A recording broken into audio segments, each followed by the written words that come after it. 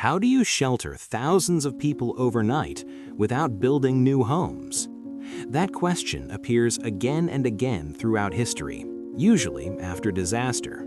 Fires, plagues, wars, famines, and sudden population collapse don't just destroy buildings, they erase everyday life. Streets empty, homes become unsafe, entire neighborhoods disappear.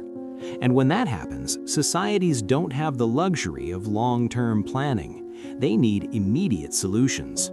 What's rarely discussed is where people actually went during those moments.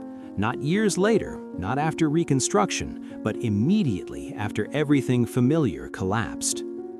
Across Europe and parts of the world, major disasters created sudden, large-scale displacement. The Black Death in the 1300s wiped out entire communities. The Great Fires of cities like London destroyed tens of thousands of homes in days. Wars repeatedly leveled urban centers. Later, industrial overcrowding and 19th-century famines forced mass movement within cities. In each case, the same problem appeared. People needed shelter fast.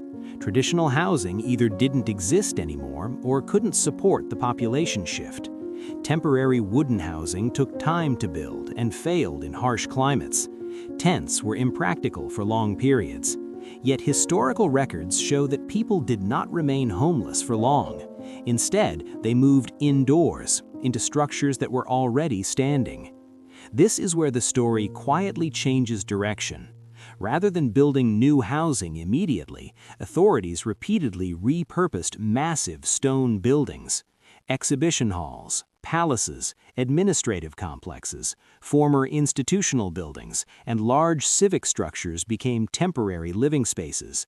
These were not designed as homes in the modern sense, yet they absorbed thousands quickly and effectively. What's striking is how often this solution appears across different regions and eras. It wasn't a rare improvisation, it was a recurring pattern. Photographs from the 18th and 19th centuries show people living inside cavernous halls, beneath vaulted ceilings, along walls lined with makeshift partitions, bedding arranged in rows, daily life unfolding inside architecture originally intended for something else. These weren't emergency shelters erected in desperation. They were permanent stone buildings, already finished, already functional.